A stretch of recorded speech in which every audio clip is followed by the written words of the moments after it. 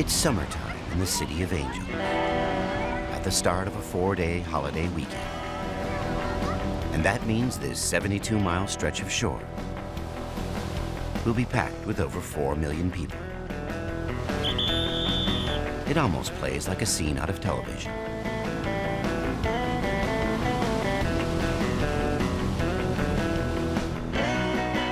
Veteran lifeguard Chuck Moore knows that what he does isn't Baywatch, though he doesn't mind the comparison. It's made us, real popular. And I tell people that I have jumped out of a helicopter and I have ridden a jet ski, but I've never actually jumped out of a helicopter onto a jet ski. From the beaches to Beverly Hills, Los Angeles is more famous for its fantasy and fiction than its real-life drama. But LA's medical community knows life here isn't glamorous. How much do you have to drink today? The county boasts 10 million inhabitants and covers a 2,000 square mile area. As the next 96 hours unfold, doctors, firefighters, and paramedics can only brace for another wild weekend.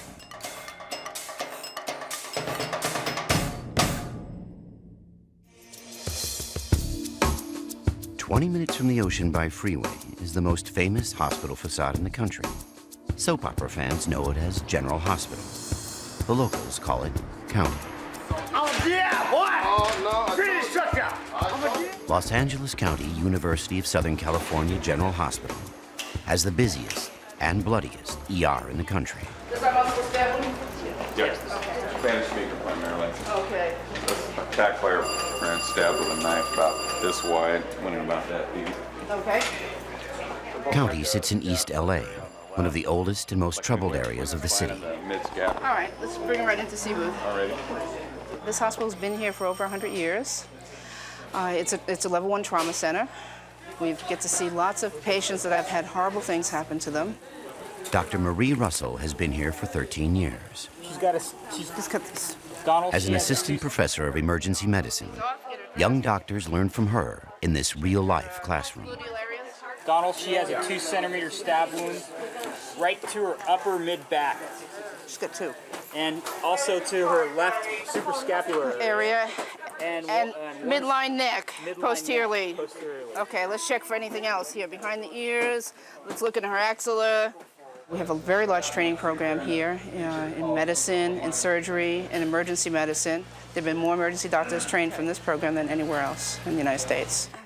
USC is so well respected that the U.S. Army sends its medics here to train. And let's get a hemoglobin type and cross-match and the routine labs.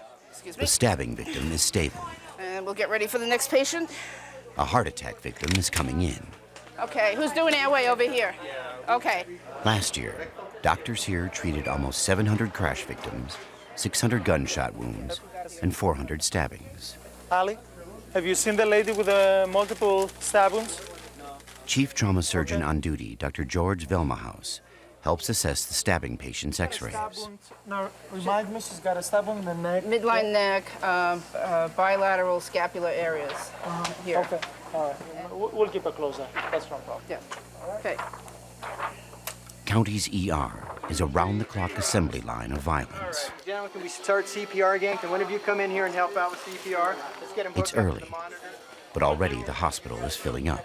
Like a standard Saturday night, Friday night, like every weekend, no more, no less.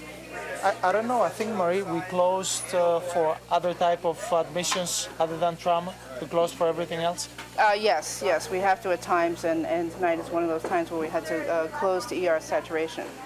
So we closed to routine medical cases. And the problem is we don't have beds right now, and we particularly don't have critical care beds. So the ICU is full, the hospital is full, the ER is full, and our surgical admission ward is full, so we're bottlenecking here. Yes, and when the bottleneck clears up, then we reopen. Even if it's 3 in the morning, we'll reopen. Dr. Russell returns to her stabbing patient. Fortunately, the woman will recover in a few days. If I feel like I've helped somebody out, I can go home and feel good about myself. I'm not concerned about the money. I didn't go into medicine for the money. I went into medicine because I wanted to help people. How you doing? ¿Cómo se siente? I love medicine, and I love taking care of people, love serving society. I wouldn't do anything else. In the heart of downtown, firefighter paramedics are also serving the needs of the city. Gentleman passed away. Found him upstairs on the 11th floor in the hallway. He actually been down, people walking by him for at least 6 hours because he's already stiff. It takes 3 or 4 hours to start getting stiff. So he's been dead for most of the afternoon, and nobody said anything until now. This is Skid Row, Rescue 9 territory. That's it. Ready for the next one? It covers just a 2.5 square mile area, but receives about 26 calls per day. It's the busiest fire station in Los Angeles. Oh, it's just the end of a long day. Part of the problem may stem from Southern California's liberal laws and good weather. Downtown just has a tendency of just attracting a lot of homeless people, so to speak. Actually, we've talked to a number of homeless, and they say they've actually been bussed out here from different states because it's very easy to get money, you know, through the general relief. It's very easy to get food, and the climate's good, so they can sleep on the streets, unlike back east. And it's, you know, the drug dealers see that, and it's just a haven down here. The large alcoholic population has earned Rescue 9 an affectionate nickname, Wino Nino. Al Hernandez is a firefighter paramedic assigned to Rescue 9. Hi. I fall down, that's it. What happened? Did you trip? I fall down, Okay. Okay, you hurt anywhere? I grew up in a fire department family. My father's been on the fire department for 25 years. I grew up around it, and that's pretty much all I ever wanted to be, was a fireman. How much do you have to drink today? Maybe 4 beers. 4 beers? 5. 5 beers? Do you feel drunk? No, A little I bit? don't feel drunk. The favorite part of the job is just being out there, being able to help people, working with people, being able to help a hand when people need it. We're going to Alvera Street, downtown LA. We got a 44-year-old male, sick, unknown symptoms. LA paramedics have a tough schedule. I started on Tuesday, today's Friday. I go home Saturday, and then I come back on Sunday, so. They work 24-hour shifts, a minimum of 3 days a week. Out of the 7-day cycle, I'm gonna work 5 of them. 24-hour days, 120 hours. How many of these did you take, partner? Huh? How many did you take? What's the medicine? Soma. Soma and booze. Free combination. We'll run you up to General Hospital. How's that? What? We gotta run you up to General Hospital. Okay. All right? You took too much of his medications. Andy, how much you drink today? Couple of drinks, 6-pack, a pint. How much? Anthony, how much did you drink today? He did the same thing today. Took too much medicine, too much alcohol. Anthony took a powerful prescription muscle relaxer called Soma. Nothing else. Combined with alcohol, it makes him very disoriented. Come on, Anthony. Stay awake on me. All right. Come on, man. Al treats the case as an overdose. Anthony will be fine once he gets to county.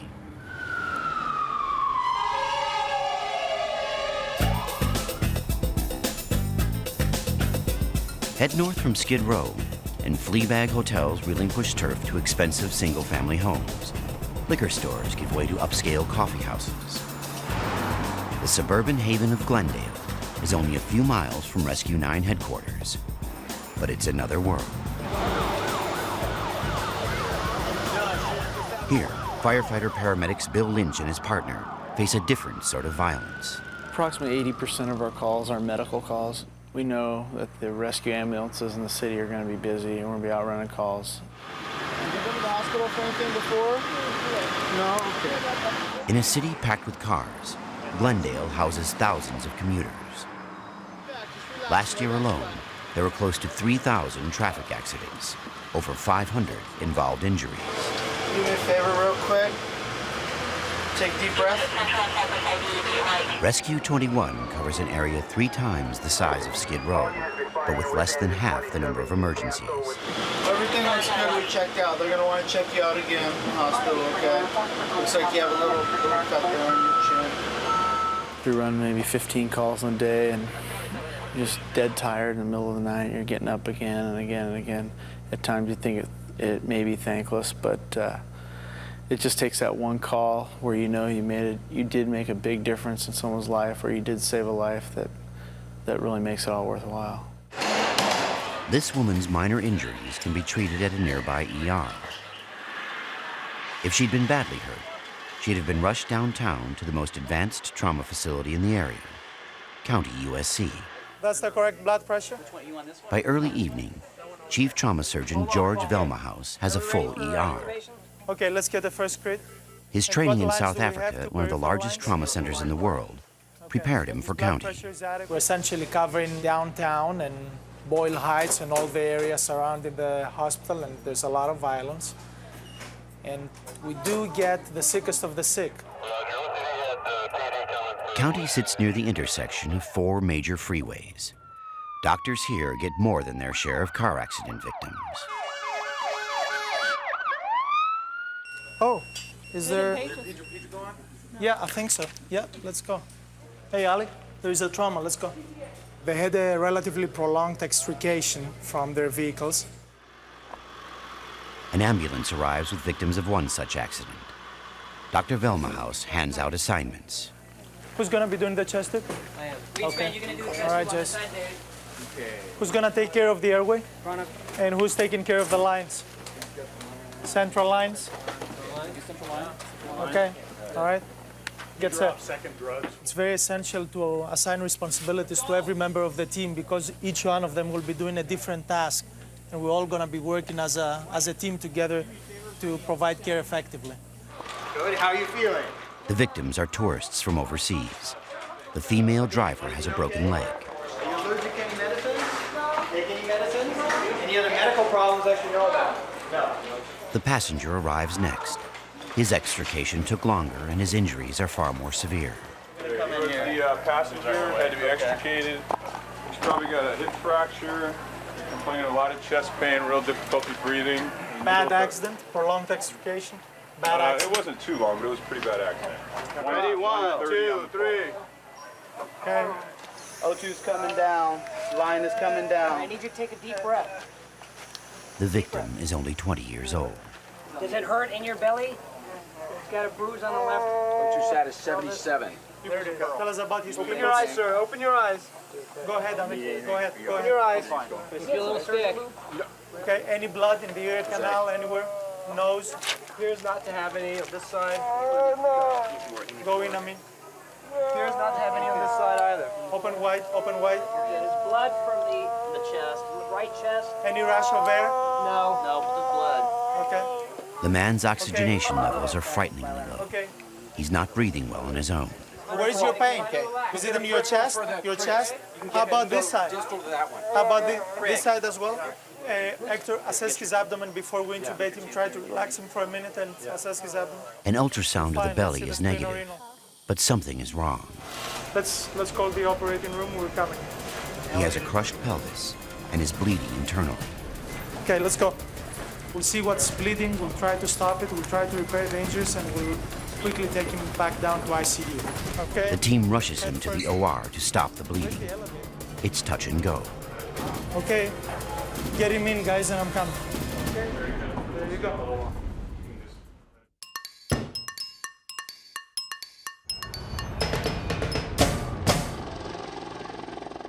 It's Friday night on a long holiday weekend, and commuters jam LA's famous freeways. Instead of heading home, Dr. Russell is on rounds at County USC. Where do you hurt? Where do you hurt? Donde duele? Dr. Russell's work in the ER Okay, it won't be too long. is actually her second career. Before going into medicine, I was a full-time police officer for 7 years in the state of Massachusetts. What did they hit you with? Well, as a police officer, I had lots of experience dealing with the people who are on the fringes of society. And as it turns out, here in the emergency department, too, that happens from time to time. So I'm able to talk to them in their own language. I'm able to pick up some clues from the way they dress, and I have a clue as to what's going on sometimes, whereas other doctors may not. How's your arm now? Oh, it's all right. Yeah? Less than 2 miles from the home turf of 30 LA street gangs, Dr. Russell has carved out a unique specialty in clinical forensic medicine. I see you have a few tattoos here. For the last 7 years, Russell has been studying graffiti and tattoos. He's here for a gunshot wound to his arm. It's not the first time he's had a gunshot wound. He's, very high risk. They frequently come back with trauma.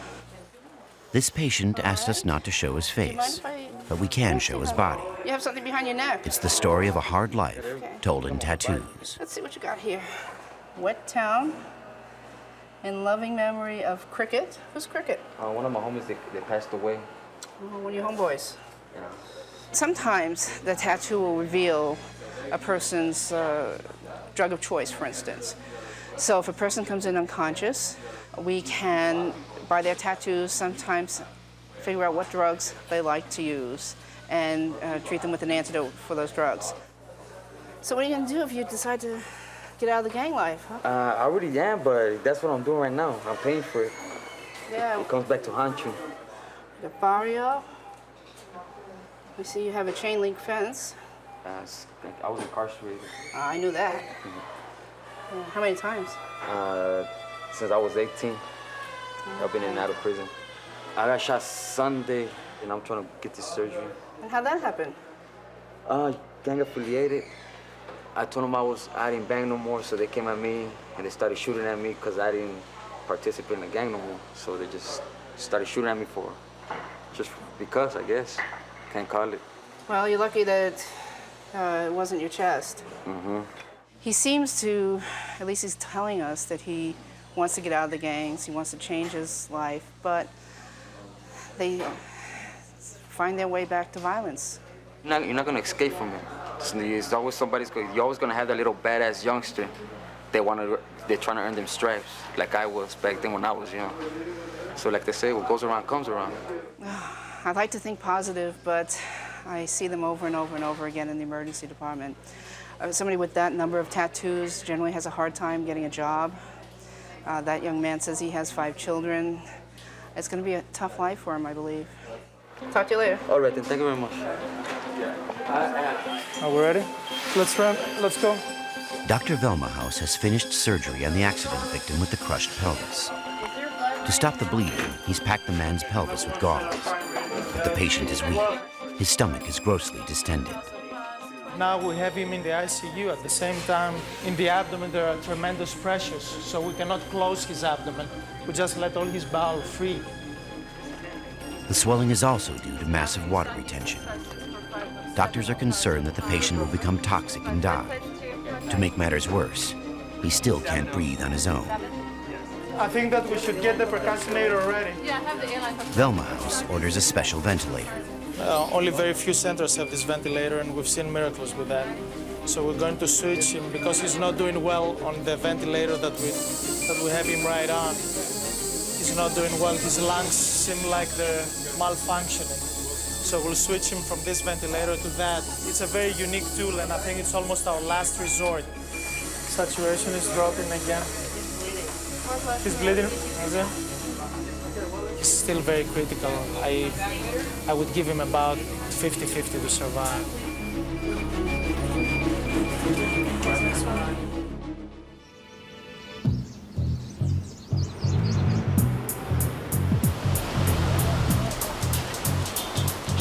By morning, the city of LA seems ready to hold up its reputation for sun and fun. We have the piers, both Venice and Santa Monica Pier, and a lot of traffic here on the bike path. A lot of rollerblading, a lot of biking, a lot of strolling. Weekends for LA's beach patrol are always busy.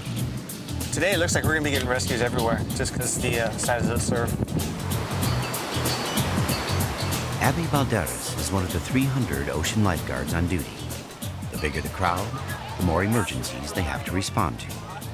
Sometimes we get marine life, we get stingrays, or jellyfish. We do medical calls there at the water's edge. Then we have like boogie board surfing accidents where they might fall and hit the bottom.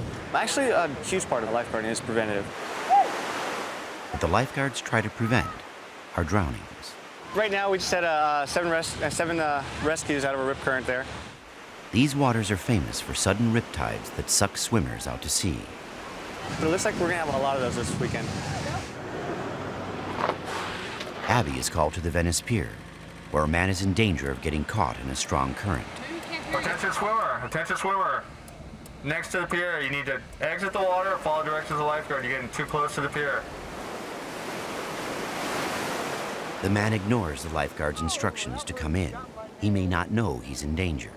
Our concern is we don't want him to drift into the pilings where we now have a victim hanging on to these barnacle-encrusted pilings getting cut up, and then one of our people have to go in and pull him off. So he's now in a dangerous situation. One of us has to go into a dangerous situation. So all we want is compliance. He'll be asked to move over. If it happens repeatedly, then they'll ask him out. As the scene in the water unfolds, a crowd gathers on shore.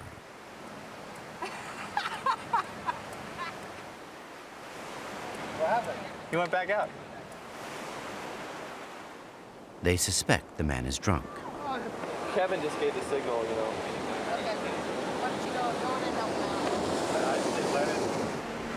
A second lifeguard joins Abby as they try to turn the swimmer away from the pier.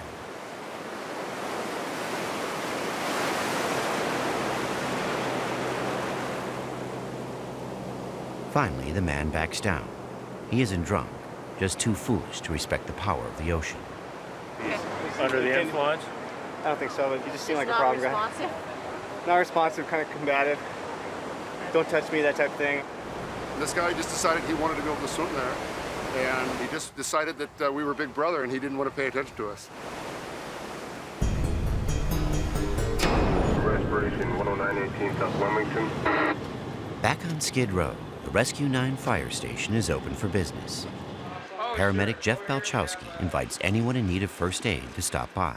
This is our favorite chair in Skid Row. This is where a lot of our homeless people and everybody come in and sit down and basically get looked at. They put the cross on there to kind of tell them, hey, sit in the red chair and we'll take a look at you. So this isn't exactly the cleanest chair. We clean it after we use it, but as you can imagine down here, there's a lot of different types of diseases. A lot of people just don't get well bathed down here, so they get pretty dirty. Jeff and his partner Ron Grove take a breather from a busy morning to stock their rig. They probably won't have time later. You know, we need some more 1,000 bags too. UNC base, I copy that report of a 30-year-old female, multiple stab wounds. Suddenly, another emergency call sends the men back out. Paramedics are basically, we're the first line of treatment. So we try and recognize serious injuries and treat them at the best of our level of training and get them as quickly and safely as we can to the trauma center so that they can get surgery or whatever definitive care is required for the problem that they have.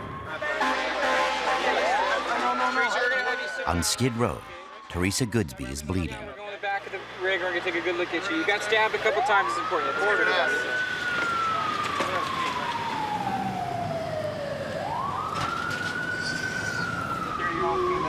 In monitor, she's been stabbed multiple times.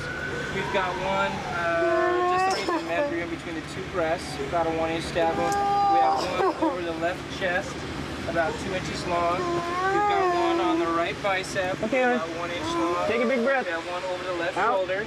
The biggest thing with Teresa right now is keeping an eye and ear out for her lungs because she was stabbed in the chest. Okay, Teresa, do me a favor. Teresa, you with me? Teresa. Showing sign of stabbing. Hello? Teresa, look at me. I need you to keep this arm straight, okay? We'll see when you get there. Below the membrane. This thing is smothering me. This thing is No, it's giving you oxygen. I can't breathe Yeah, you're doing fine. I know it's Jeff counts her wounds. Okay. We got 1, 2, 3, and then 4 back 4, here. 5, and then 6. But almost misses one. Can you tell me, which finger's cut off, dear? This one on my Your middle finger? It's cut a piece of off. Oh, okay. Teresa's knife wounds could be serious. She needs to get to county.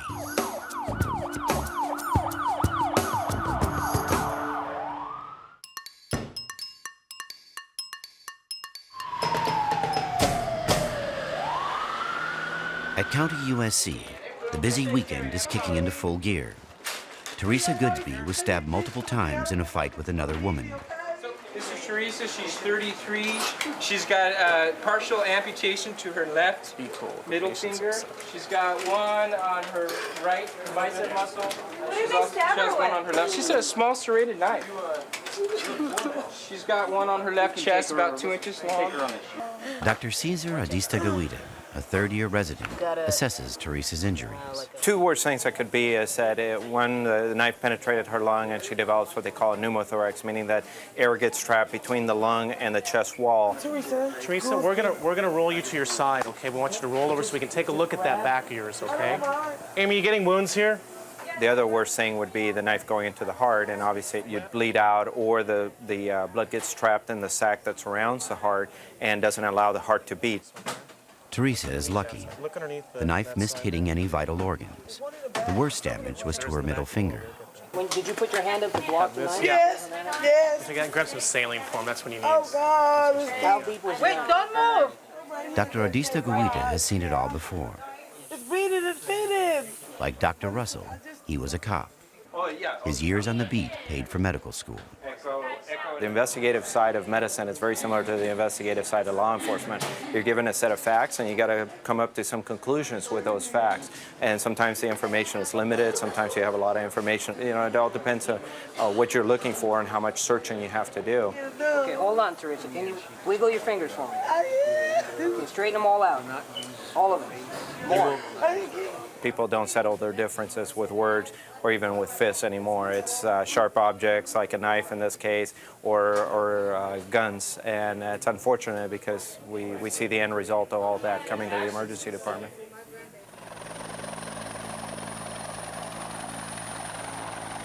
"63 miles inland, where summer temperatures often soar to triple digits. LA County's air support is standing by at base camp number 9. Mark Kent is a firefighter-paramedic for the County of Los Angeles. He covers his territory from above. My primary job responsibilities and duties are suppression of fire and providing emergency medical services to the citizens of LA. And not just any citizens. Air support covers all of LA County, and some areas are surprisingly rural. Okay, we copy. We'll meet you on TAC 7 in a couple minutes. Tom Short, a Vietnam vet, has been piloting for air support for 20 years. We have over 26 miles of coastline, public beaches, the island of Catalina, 25 miles off the coast of Southern California, and the high deserts.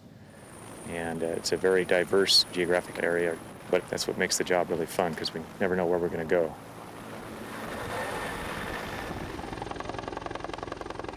That's affirmed, ma'am. We've got a GPS showing 20-minute correction, 19-minute ETA at this time. A call comes in requesting emergency service in Antelope Valley, at the farthest edge of the county line. It's a elderly gentleman with chest pain. LA's 7 air ambulances cover the whole county and make over 3,000 rescues a year. Just right now, I'd be concerned with the level of distress that the patient's in. So if you can set down in the street directly behind engine 79, you should be all right. Let's just set down just to the north of him here in the field. Air support paramedics arrive on the scene. He has a history of hypertension, heart, and seizures. Upon our arrival, we find that his heart rate to be in excess of 180 beats per minute, which is much too fast for just about anybody. What hospital have you been going to? AV? Enrique Aguilera needs to get to a hospital 35 miles away. Ground transport time could be in excess of 40 to 50 minutes. Helicopter transfer is going to be less than 10. Okay, while we hold up, let me grab the other side. I got it. Got it? Yeah. Okay. The other time they stop right there. The helicopter is outfitted just like an ambulance. During the flight, Mark is able to monitor the patient's heart rate and oxygen levels. He can also communicate with the hospital. What do you got, Mark? Anything at all? Good capillary refill? Copter, let's rush. CK Patrol. Enrique arrives at Antelope Valley Hospital's emergency room. The half-hour difference in transport time may have saved his life.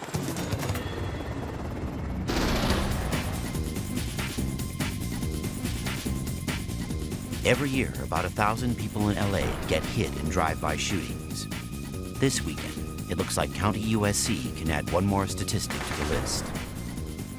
It's a drive-by shooting, apparently, so unknown caliber.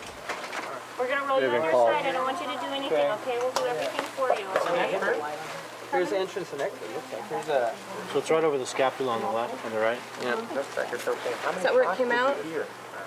Take her, undo her neck collar, just make sure there's nothing behind her neck. Angelica Martinez was hit while sitting outside a friend's house. She's in C booth with a bullet wound in her back.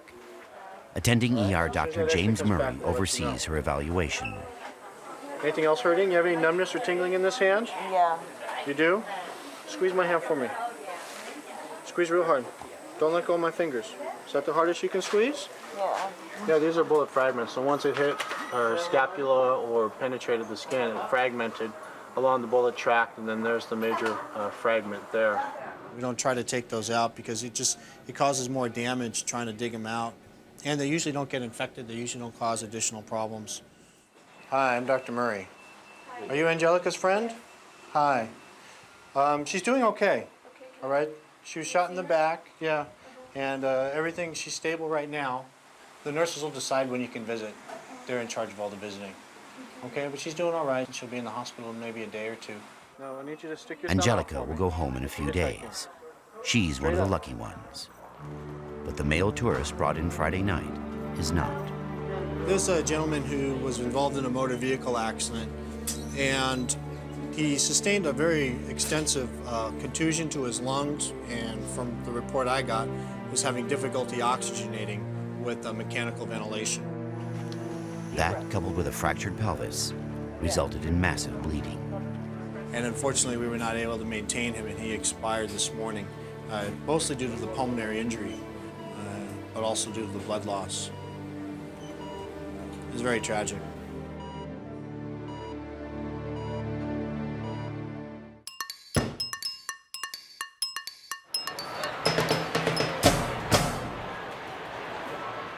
This is the Venice Boardwalk.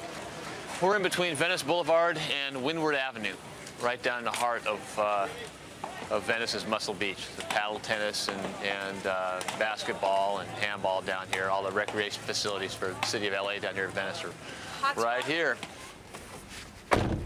Today, lifeguard Chuck Moore is prowling the beaches along the area between Venice and Santa Monica.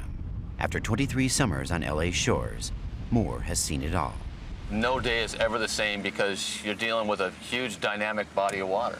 The Pacific Ocean is the largest, most powerful body of water on the planet, and we live on the most dangerous portion of it, the coastline.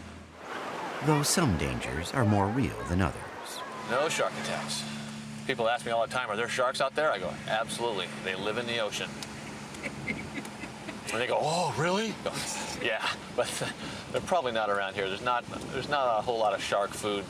Much what people think they eat people now. It's many, many more people eat sharks than sharks eat people. To Lifeguard, surfers may be California's most endangered ocean animal. Thousands take to the water every season, crowding together for the best waves. Judging by the wetsuit, I'd say it is a surfer. What's your size up, Brian? Just 17-year-old male with a minor head laceration from a surfboard.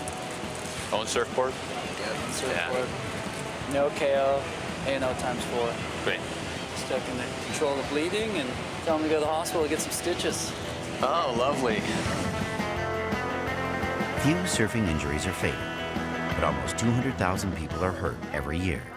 Bobby got hit in the head by his own surfboard. That's probably the most common surfboard injury we have. Get hit in the head, get hit in the foot, get hit in the hand. I guess my board or someone else's board just came and hit me in the back of the head. Just got up, felt the back, and was bleeding. Didn't get knocked out or see stars or anything, but he's got a little cut about that big, right in the back of his head there. Beach Patrol calls Bobby's mother so she can take him for treatment. But for Bobby, It was just a minor interruption.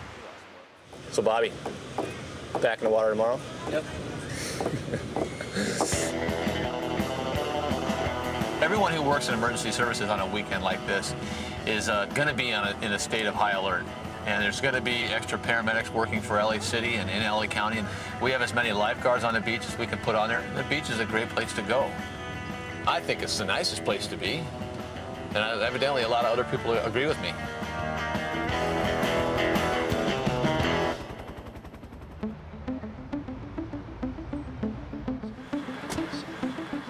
For Glendale paramedic Scott Mollenbrook, this afternoon brings business as usual. Sort of. Does that hurt when I touch it? A little bit, yeah. Rescue 21 has been called to the scene of another accident. This time, the vehicle is a wheelchair. This guy we went on has cerebral palsy, has been dealing with it most of his life. All right, I've been up and down the street forever, and it's never happened to me ever before. That's what they call them accidents, sir. People happen. Let's GS him. We'll get 2 guys on the top, 1 guy holding the leg. Firefighters are notorious for a dark sense of humor, gallows humor, as it were. If you didn't make light of a lot of difficult situations, then you wouldn't be able to cope with the job. You'd just crack up. There's a lot of stress involved in this job. We see a lot of things that people see dramatized on TV. We see death every day. We see a lot of things that your average citizen doesn't see. Tom fell from his wheelchair when it hit the curb. He suffers from sclerosis and takes medication for seizures. Yeah, a little bit down, yeah. Just had a little accident, felt a crack in his ankle, and since we don't have x-rays on the RAs, he needs to go get an x-ray. With the way the HMOs are, who knows what's going to happen, you know? Yeah, my job is to get you better. We'll let the bureaucrats worry about the billing. I hope I don't have to go to surgery. I've had 14 surgeries throughout my lifetime. We'll try not to make it 15 for you. How's that? When were you diagnosed with CP? You'd have to ask my mom. I contracted jaundice at the age of 4 days. I had a very severe case, and I am kind of scared right now. Very nice attitude. You seem to deal with things well. I try, because I've had to deal with a lot during my life. You have to be able to think on your feet. You have to be able to not necessarily go with what the person's telling you, but with what you see. Kind of like a detective in the medical field. Your job is to find out what's wrong with that person, and when you call the hospital, to tell them what you have and to describe to them the best scenario you can so they have a picture of what you're telling them over the phone or over the radio. Tom arrives at nearby Glendale Memorial Hospital. We just took him in, and it's actually one of those more pleasurable patients that likes to talk to you and is congenial and has been dealing with a lot of hard things in his life, seems to be doing really well. So they're going to do an x-ray, they're going to see if it's fractured, and they'll get him home to his parents as soon as they can. It's July 4th. It's approximately probably 5:30 p.m., something around there.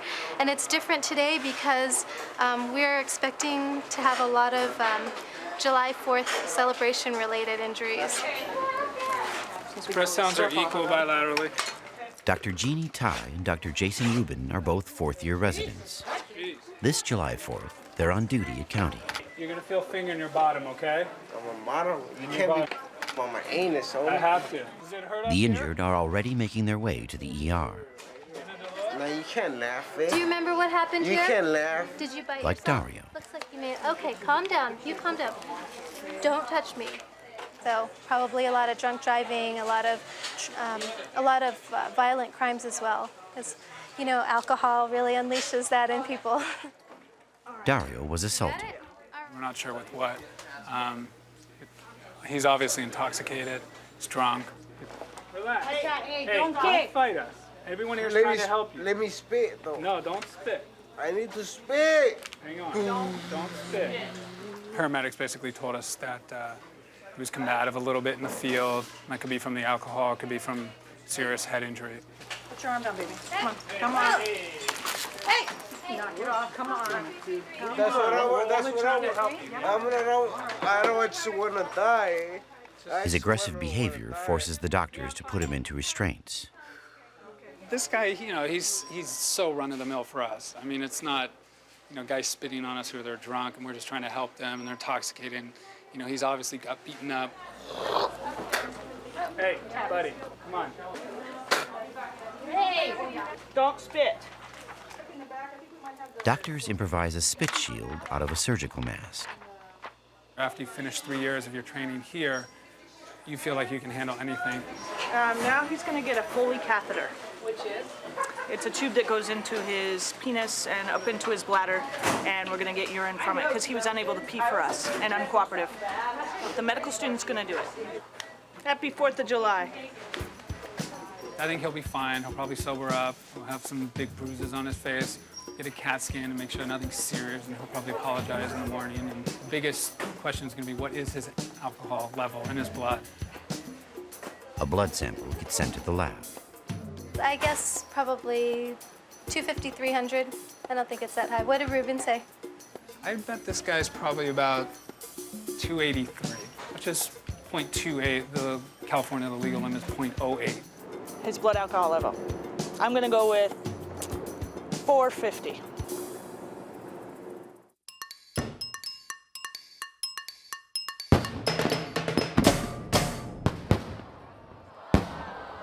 The 4th of July festivities give the medical crews in LA's rough downtown a few minutes of play. It's the calm before the storm. My expectations on July 4th are that later in the evening, later in the shift, when people are driving home after a long day at the beach, they've been drinking, we'll see heavy on the trauma side versus the medical side. I would expect tonight a lot of MVAs, car accidents, drug-related. 2 days ago, Teresa Goodsby started her holiday weekend at County USC via ambulance. I remember them giving me IVs. She's been stabbed multiple times. I remember them hooking me up to heart monitors. Today, she is up and about and grateful to be alive. Of course it's gonna be a painful memory. I lost part of my finger. Oh God, I'm having major surgery. I'm a janitor, I work for a living. So I'm basically hoping that my job is not in jeopardy. Teresa's stitches look like a road map. One here, one here, one here, one in my back, nicked me on the forehead, a deep gash in my left hand, and part of my finger is missing. This is just gonna be a number that I will never forget, the number 8. 8 stab wounds.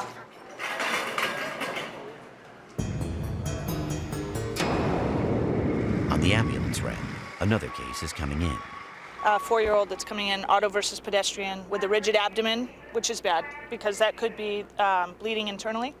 So we're waiting for him to come up the ramp right now.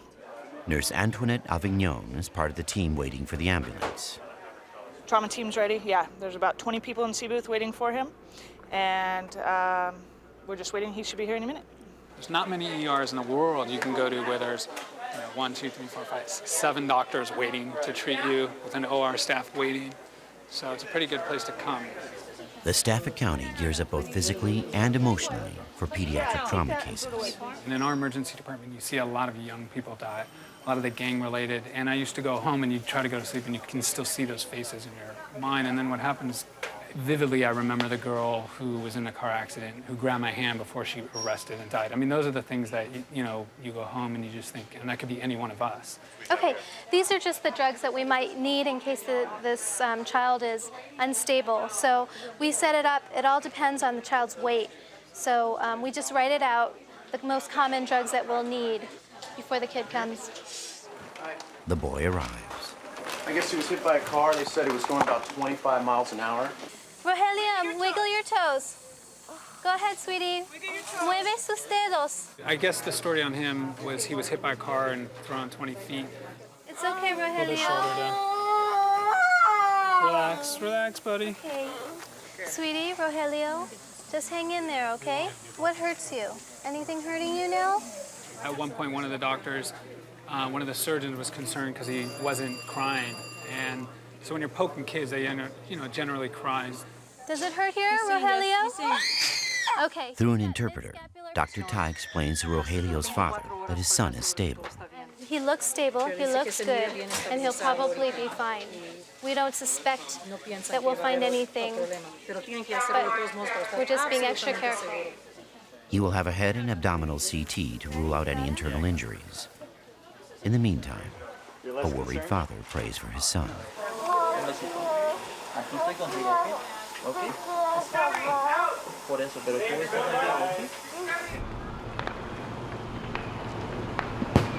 I think that's Dodger Stadium right over there. You mean down there? Oh, up. Oh yeah, I think the one big one, yeah. And the Rose Bowl would be up here somewhere. A break in the evening allows some of the staff to go out to the rooftop and enjoy the fireworks over the city. Right now, it's 9:30. We're out on the ambulance ramp, and all the fireworks are going on right now, so it's probably going to be a little bit until the ambulances start coming up, because everybody has to enjoy the fireworks, and then they'll start shooting and stabbing each other, and then we'll get really busy. Some of those victims won't come by ambulance.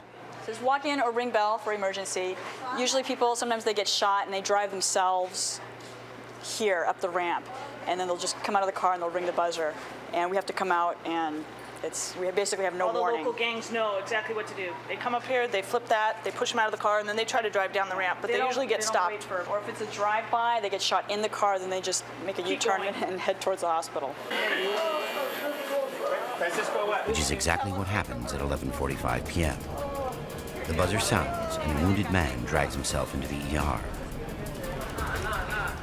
Not far behind is his friend who was shot in the wrist. Both were attacked at gunpoint while driving in this car. Probably got caught spray painting somebody. All right, Jeff, just let me know. Just check his pulse. And right now it is 12:15. It's not July 4th anymore. It's July 5th. So we got single to the right. Single, look under the flank. No exit wound. We've got 2 gunshot wounds that came up on the ramp. Ready, let's get set up for a chest tube on this side. One of them's got one to the wrist. The other one's got one to the chest and to the back. Or maybe it's the same one. I'm not sure because he came in so quick. The bullet hit the driver right above the shoulder. The other victim was shot in the wrist. The bullet barely missed his radial artery. You feel this? How about that? Okay, he's got ulnar sensations out. He's got radial, he's got median sensation. He can expand, he can do a little bit of this. It's kind of hard to assess because he can't feel his hand. Did you come in with somebody else that was shot? Yeah. Did you shoot somebody and then come in? It could be a retaliation, yeah, because we have these two. A lot of times then this gang will go out and shoot whoever just shot them, and then it'll just go back and forth all night long. His skin reveals no gang affiliation. He doesn't have any tags on. Okay, the bullet went through the trunk lid, through the back seat, right there where the light is, into the back of the driver's seat. And that's where he got shot in the back. Out on the ramp, the car has been sealed off. If they die, then they'll send out the detectives. If he doesn't, then just the uniform officers will take a report on it. But we have to set up a crime scene because it's got a bullet hole in the car. So technically, this is a crime scene right now. The driver and his friend have been stabilized and are moved from Cebu. There's a bigger emergency coming in. It's a head-on collision, front-end damage, really bad. We can call them and ask them. So far, we've had multiple gunshot wounds to the chest and arm. We've had a stab wound to the chest, to the heart.